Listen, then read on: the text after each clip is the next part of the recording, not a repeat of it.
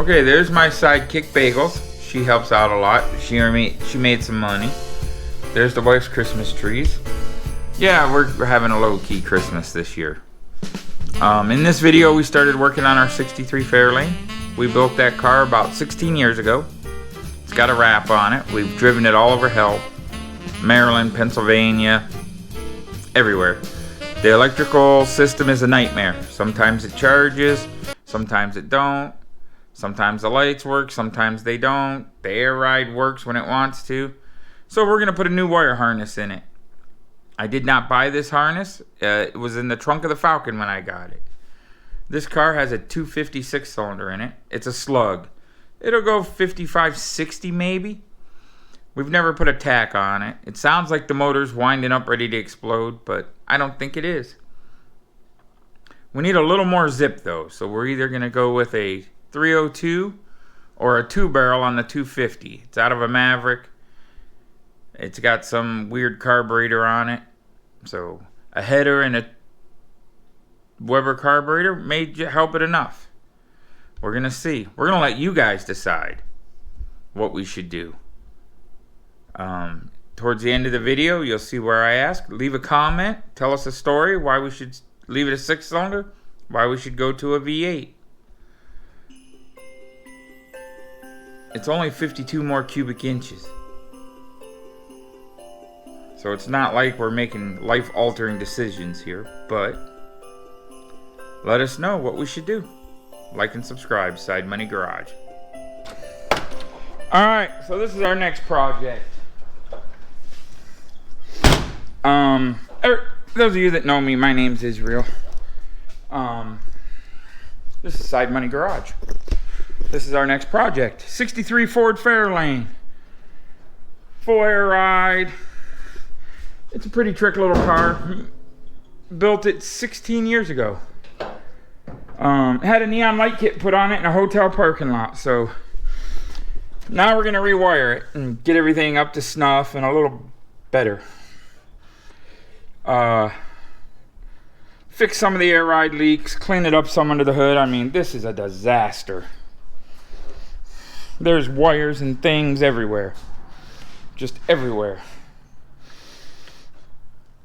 I want to clean it up. Like, if the compressor's on, there ain't enough juice to work the air ride switches.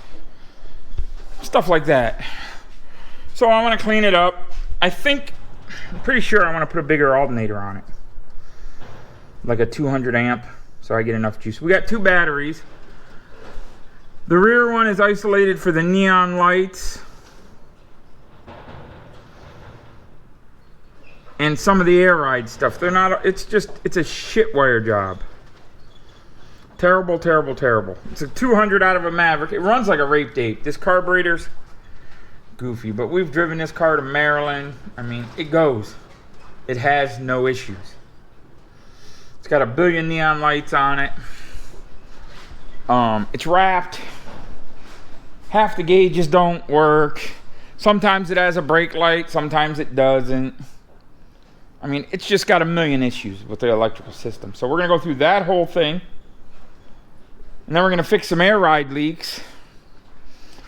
Possibly put a bigger air ride tank in it. Maybe some different headlights. Not 100% sure. These headlights really don't... They're kind of modern, goofy looking things. But they're bright and I can't see in the dark. And them fancy Holly headlights, I can't afford. I mean, well, I guess I can't afford it's not the right answer. I'm not paying $300 for a headlight.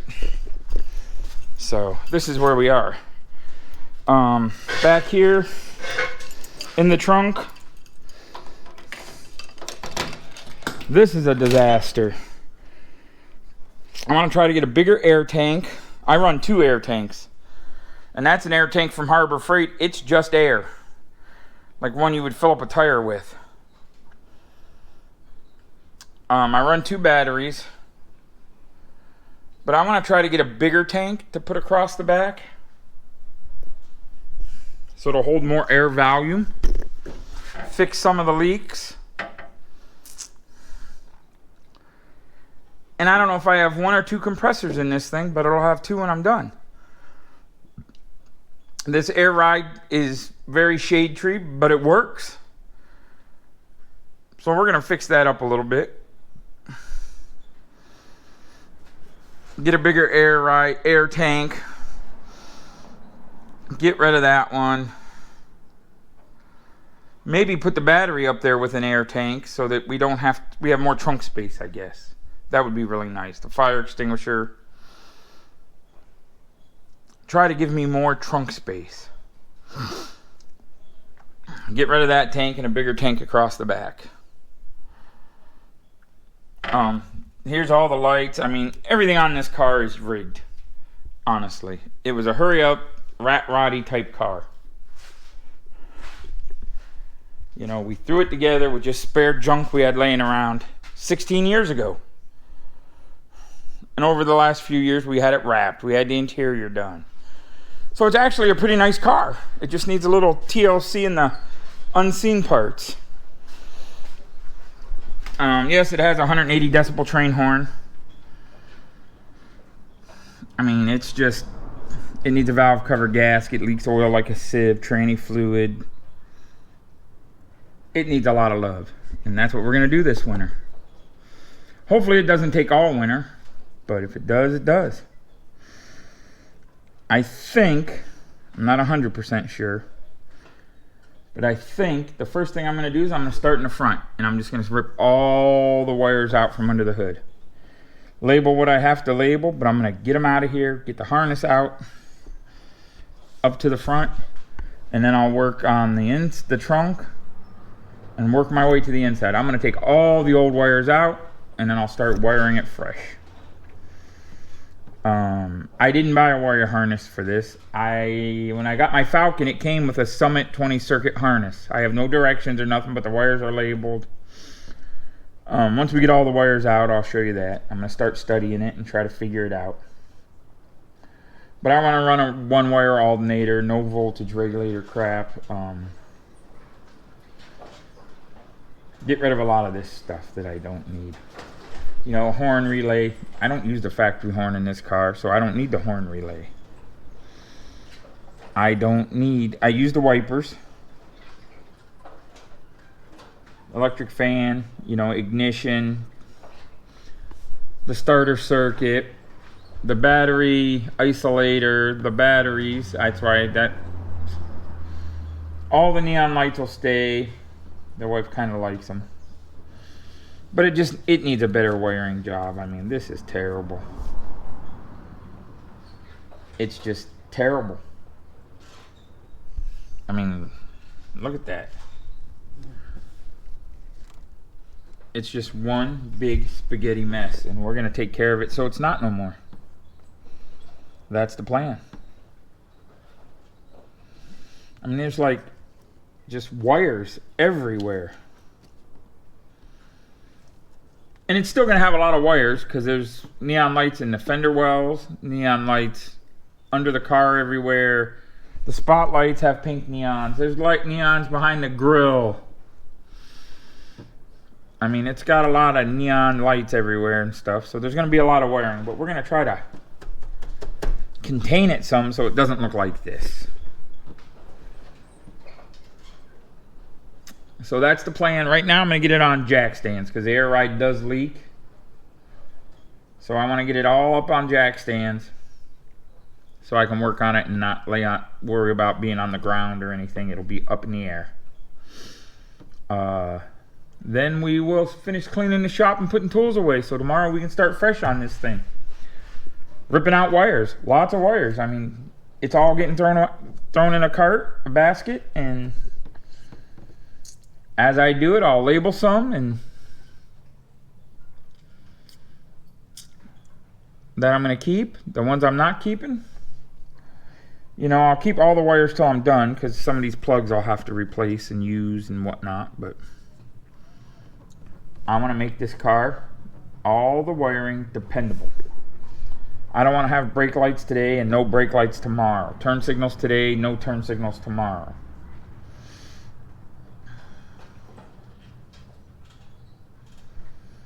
So a lot of stuff is going to change on this thing. For the better. We're going to do a valve cover gasket. Alright, so here we go. We got her jacked up yesterday. Shop's all clean. Echo's in here. It's so clean. Wow. So first thing we're going to do is disconnect the batteries and start pulling wires. I'm taking every wire out of this thing. Once I get them all out, then I'll start replacing them. I figure that would be the best. I'm going to label some where they go and what they do and so on and so on. Just so I kind of know where they go. Other than that, it's coming out. Some of these plugs I'll probably have to reuse and whatnot. But there's a battery in the trunk we're going to undo. We're going to undo the front battery, and then we're going to probably start with the turn signals, headlights, all that kind of stuff, and just start undoing wires. Get them out of here. When we get to the firewall, we'll go to the trunk. When we get to we'll pull the seats and do the inside. So first things first, we're going to unhook these batteries. This is the battery isolator. We're going to unhook that. We're just going to unhook one battery cable on each end and slowly start working our way back. Starter, solenoid, everything's coming off. We'll see how far we can get. Taking wires off isn't very... Alright, we got all the wires out from under the hood. Headlights, turn signals, neon light wires, ballast to the distributor, and these are all the windshield wipers. They go in a separate thing. So there's no more wires under the hood except for neon lights and the big battery cables. And the fan to the fan switch. Now we're working inside of here. Okay, so now we're in here. We got the gauge cluster out.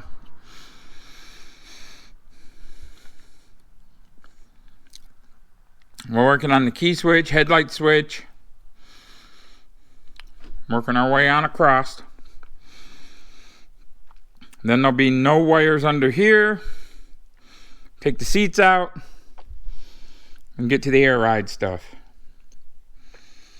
We're working our way all the way to the back bumper, slowly but surely. This is the boring part. Wiring cars are boring. It's almost worse than body work. So we got the gauge cluster out, the ashtray, the heater controls, glove box, all the wiring to the heater, motor, and resistor, the heater switch. Now we're working on the radio. We got the horn button out, the neon light button. We're slowly getting all the wires out of here. This wire is the only wire going down this side. It goes to the dome light switch. We got most of the headlight switch out. We got to do the key switch. The wiper switch is unplugged. All the lights and air ride wiring undone. It's coming. We're slowly getting all the wiring undone. I think tomorrow we're going to clean up. We're going to remove the driver's seat and clean up the floor. So we can get our big fat head under the dash and get some work done. Hopefully next week we're started on putting the new wire harness in. If we can get it all gutted this week. It's already Thursday though. We did finish up the truck, but we're making progress. It's not very exciting ripping wires and tearing cars apart, but we got a long ways to go, but we'll get it. Well, we got the seats out. We're here, cleaned up a little bit. Take those 3 gauges out and put the factory one in there. Use all the factory gauges. That way it's not so cluttered looking down there. The only gauges down there will be the air ride gauges. None of that other stuff. Make it simple. We're going to get inside of there and get all the wires out, the radio out, all that stuff out of it. Alright, we got the seats out. Like I said, we got the harness out, the radio out. All the windshield wiper, pumper, washer, squirter stuff. Everything under the hood is out. Except for the wiper motors. And the Petronics ignition motors, Petronics distributor, and ballast resistor. And this mess here all goes over to the windshield wiper motor. This mess here is out though. I don't know what you call this. I guess this is what goes over to the wiper motor. This goes to the wiper motor. This is out. Back there is all our air ride. Everything inside the car is out.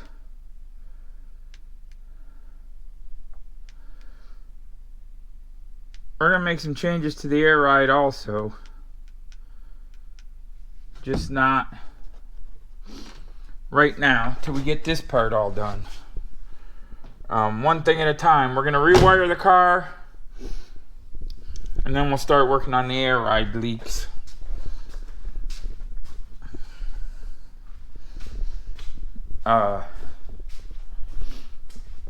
So this is all the electrical stuff. There's the seats. That's all my electrical stuff, so I can start working on my harness. Alright, we're in the shop again today, working on tilted wiring. We're going to see where we can mount that fuse box and get started on running some wires. Kyle's in here working on this old Dodge. He doesn't have a lot of good heat, so he's messing with that today a little bit. He's hoping some of the good luck off of Ford will rub onto that junk Dodge, make it run a little better. How'd you know? So we're going to try to figure out where we want to mount the fuse box in this thing so I can access it easily. I don't know if I want to mount it in the glove box or if I want to mount it up under the car somewhere. So that's going to be project number one, is figure out where to mount the fuse box. Alright, so we're working on the car. We got the wire harness mounted. We got the heater vents fixed. Fuse box is going to be in the glove box. We got Kyle's heater working. And we got the dash tore apart. We modified the glove box to hold a fuse holder. We got a lot of stuff done at home. Took the yellow truck for a ride. So here we go. In my half-assed opinion, there are three types of people that do wiring on a car. Those that just get it done, works, rude, risky, it's just bad. That's how this car was. Then there are the people that wire a car and make it beautiful. You can't service it. It looks great, but anytime there's an issue with it, oh man, is it a nightmare. Then there's a guy that just makes it look okay, but everything is serviceable. That's what I'm trying to do. I had a friend wire that yellow truck who was supposed to be some kind of hot rod wiring guy. That thing's a spaghetti wreck. This car, well, we're doing things a little different. We're going to try it my way this time. Not like the Falcon where I'm just wiring things to get it done so it has it. I want it to be serviceable, accessible, and the way I want it. So that's what we're going for. So we're starting with this. This is the main harness coming through the firewall.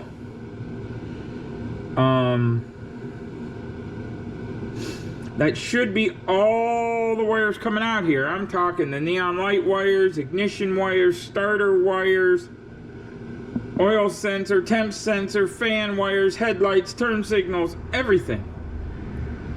Powers to power up the new fuse box, everything is coming through right there. No plug through the firewall. It's coming straight from the fuse box. There'll be a grommet and straight out the car out to here. Very simple, very, I don't know if I'd say clean, but easy. I don't have to chase wires. You know, is it bad at this plug? Is it bad at that plug? Is it bad over here? I hate that. The fewer connections, the better.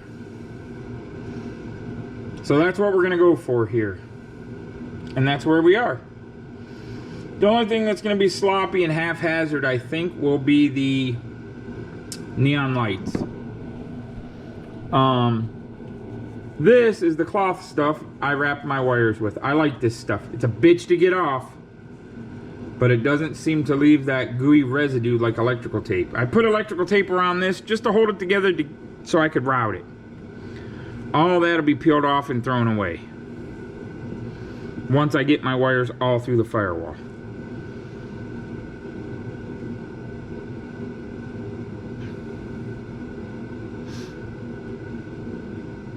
The only other wires that'll have to come through the firewall are for the windshield wipers. That'll be the next one.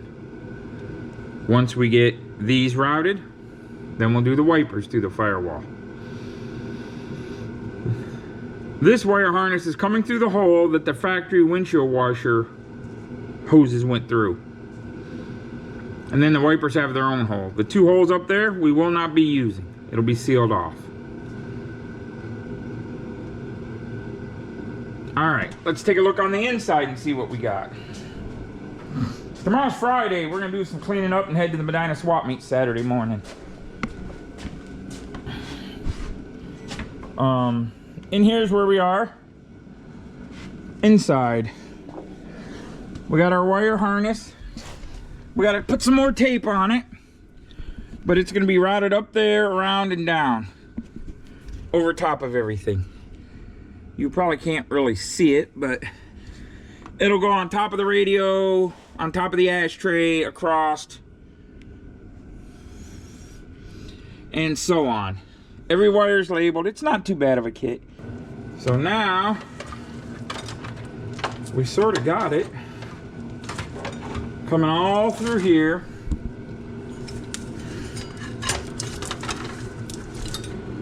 All around here. This is just one big friggin' snake of wires. So wherever we want them to go. Which is gonna be right there. And those ones, this one will come out of here. There it is. Big old snake of wires. That's all my wires that should go to this engine area. So now we're gonna hook all these ones up.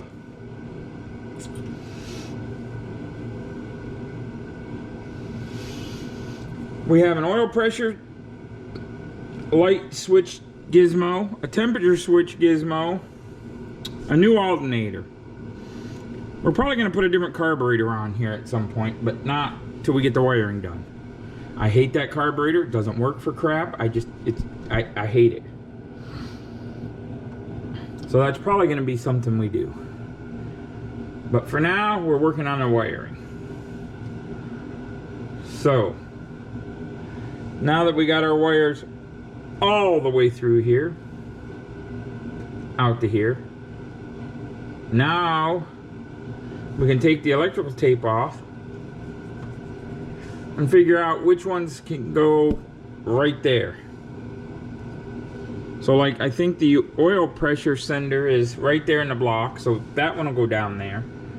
The brake light switches are right there. They'll go right there. And then here's the temperature switch.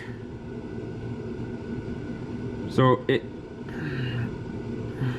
it'll probably go right there down along the, just like the metal line is. It'll come down along the valve cover and go back there. And then we have the ignition has to go over here to this ballast resistor. Then it goes to there.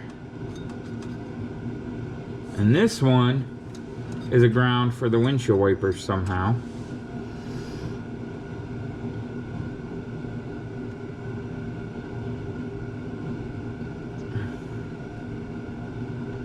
And then the other one in here goes to the negative side of the coil and to the ballast resistor. I don't know why I chopped that off. That was just crazy, but we'll fix it. I can't remember why I cut that off. We'll figure all that out. We can take this voltage regulator off because we're not going to have that no more. We'll figure out the ballast resistor, the coil.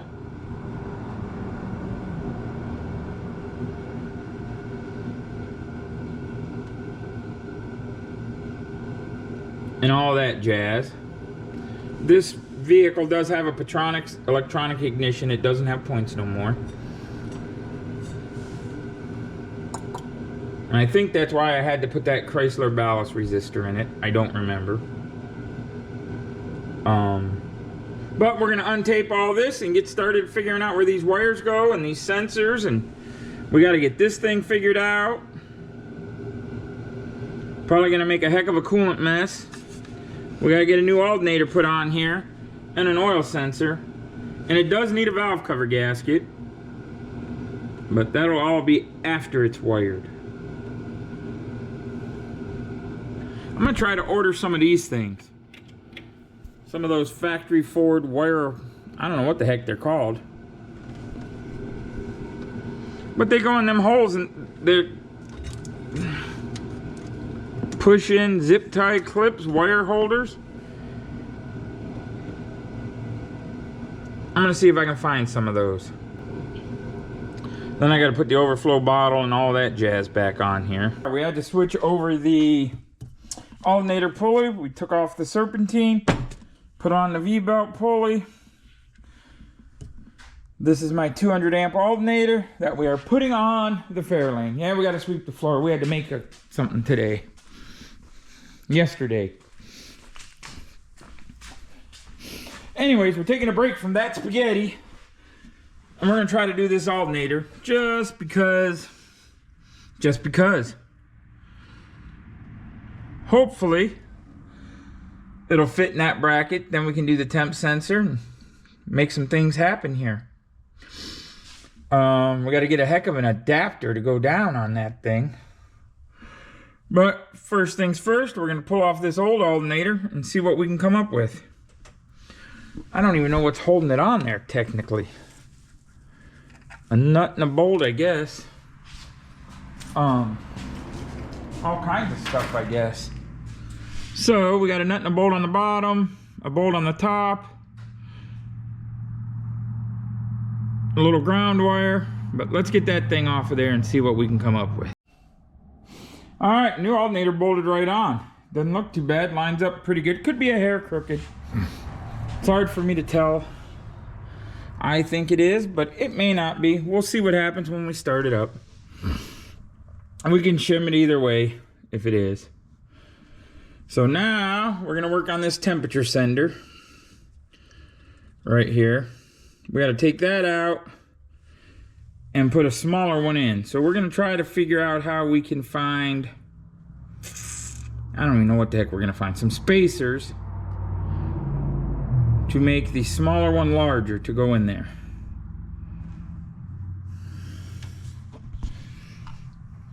I mean, we could put it right there, but that don't look good. We're gonna put it right there. Then we're gonna do the oil. Last night, I was trying to figure out how I wanted to do my wiring. And I think I'm gonna do all the wiring. The neon lights are gonna be their own thing. I'm not gonna tape it in my harness or nothing, because if she decides ever to get rid of them or one breaks, I don't want to be going through the harness and tearing everything apart to get to them stupid lights. So we're gonna wire everything up, and the lights will be zip tied to the outside of my harness versus taped in my harness, I think.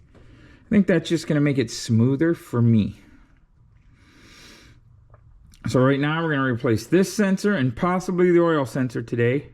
And then we're gonna start attaching our, seeing what wires go where. We're gonna do the engine wires first and the brake switch.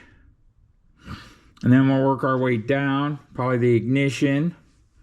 Over here, headlight, turn signal, marker light, fan. Across here, headlight, turn signal, marker light. Over there, over here somewhere we're gonna put a fuse. Then we'll run the alternator wires up.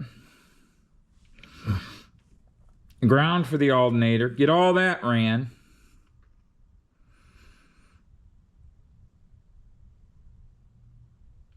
Then we'll do the neon lights under here. They're all ran up here. We just got to put them in. Hook them together to power. So right now we're going to tackle finding some fittings for that coolant sensor. And it's probably going to leak out a lot of coolant. We're going to catch it in a pan, I think, because we got a big enough mess on the floor. We'll clean up some this weekend, probably. Get ready for another week. It's been a rough week. All right, we got our new temp sensor in. We're using all the factory gauges, doing away with that 3-gauge pod thing. This car's just a driver, and it runs really good. Other than that, carburetor sucks. We're going to look into doing something with that. But anyways, let's get this electrical done. So the gauges are in for the temp. Now we got to go down there. We'll get it from underneath the car. On the side down there, we got to replace that leaky oil line with a factory oil sender. And I'm not sure how this works. This is a 250 out of a Maverick. So I bought the senders for a 63 Fairlane, not a 250 in a Maverick. That's why we have to use some adapters and different things. Not very pretty, but we're under here. And right up there, of course the light probably died. There we go. Right up there is our oil line. That's what we have to undo. Yeah, this car's got oil leaks all over the place. Most of it's coming from that stinking line though. Look at it. Oil doesn't go uphill. So right now, we're going to take that line off. And replace it with a factory fitting. Well, there's our new oil sender. Pretty as can be. Alright, so now we're going to start looking at our wires. We're going to hook up the brake switch, I think, tonight. Right there is the brake light. So, what I want to do is I want to bring it down next to the master cylinder and the windshield wiper motor.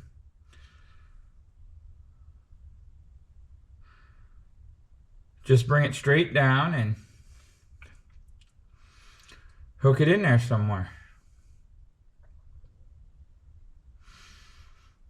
Probably hook it to the, so 2 white wires. We'll bring it all, we'll start taping everything up and see how far we got to go. Alright, it's Monday. We're wiring on this thing.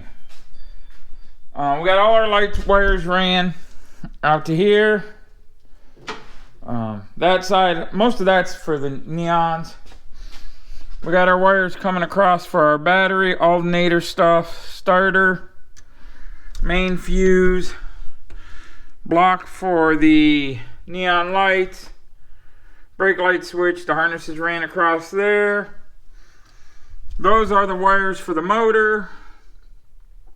So hopefully by the end of the week we have everything under the hood wired. We got new coil mounted. We're going back to factory gauges. We got to hook those up. Everything but an electric choke. We have the wire ran. We're just not going to have it hooked up because we're probably switching carburetors or probably motors. We're probably switching motors to a V8, I think. Just because this thing is a dog. But maybe we won't. Who knows? We'll see.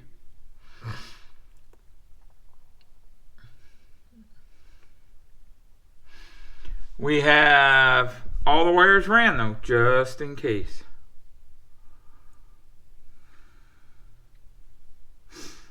Next, we're going to work on the inside, but we're going to get all the gauge sensors hooked up, except for the electric choke, and the neon lights under here hooked up. So underneath the hood, we'll be done.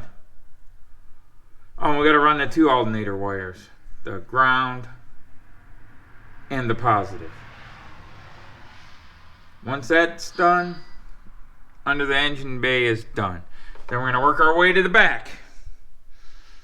We got our gauge cluster and all that done at home. We'll show you that. Hopefully this weekend we'll be working towards the back. Fuel gauge, stuff like that. There ain't a lot to do in the back. And it won't be as complicated as this was, I don't think. Doesn't have all the neon lights and all the crap. Alright. Remember, like and subscribe to Side Money Garage. Leave a comment. Tell me go bite the big one. I don't know. Do something, people. Wiring sucks. I know it does. And I suck at it. But hey, at least I'm doing something. I could be sitting home watching TV, I guess. Getting fatter. Thanks. Okay, so here we are. Here's a small block Chevy. And some kind of Chevy transmission. We're putting that together for a friend. That particular motor, I don't know what it is, means something to him. That motor. It has to be that motor. So whatever we got to do to make that motor run and drive in a car, that's what we're doing. That small block Chevy, whether it's a 350, 305, 307, 3 whatever, they're all junk to me. I'm a Ford guy. Has to be in a car. That motor. Also, we have this. So I got a question, Mr. Internet. People on the internet. Girls, guys. The people that don't know what they are, please don't answer because I have no use for you. I have two options. I'm supposed to go pick up a 302 tomorrow from my friend Garrett Hall. And I guess the question is, do I put a 302 in this little car? Or do I take off that funky Maverick carburetor, throw it away, and put a Weber 2-barrel on here with a header? This car runs phenomenal. Has no problems other than it's a gutless pig. And Clifford Performance and 6 equals 8. Everybody says that carburetor is what's killing it, and that log manifold for the exhaust.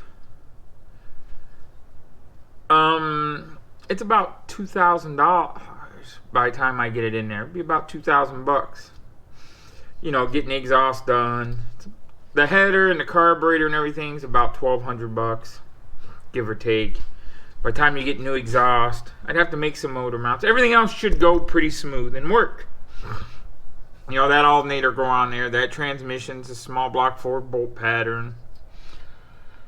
And I would just put a small block with a 2-barrel. I don't need nothing fancy, nothing racy. This small block's supposed to be good. I would re-gasket it, put a nice new 2-barrel on it, good HEI or Petronics distributor, probably a Petronics, and away we go.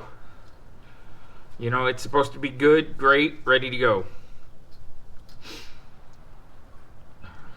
And I would probably have close to the same amount of money in it, but I'm thinking I'd have more power. Plus, it would look better when you open the hood.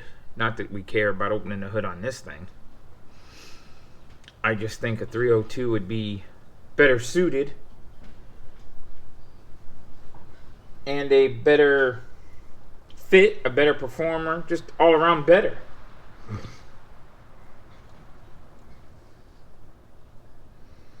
It's a tighter fit, but which one's neater to do? It's just a cruiser. It rides phenomenal. We've had it to Michigan, we've had it to Indiana, we've had it to Maryland, Pennsylvania.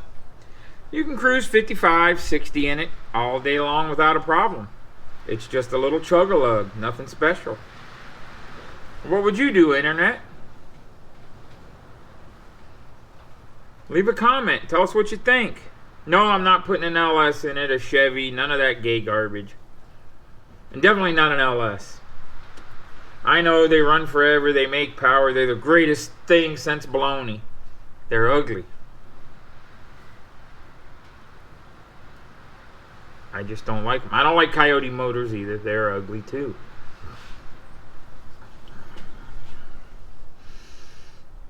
And I know they make gobs of horsepower, so-called cheap that's not cheap. I don't know.